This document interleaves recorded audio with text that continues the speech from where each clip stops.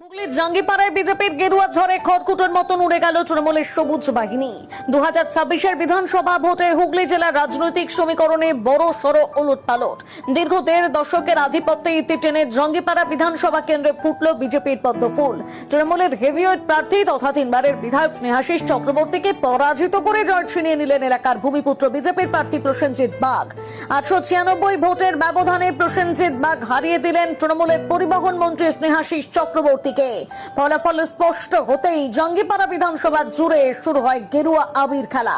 সাধারণ মানুষের ঢল নামে রাস্তায় শঙ্খধ্বনি আর উলুধ্বনির মাঝে জয়ী প্রার্থীকে বরণ করে নেন কর্মী সমর্থকেরা।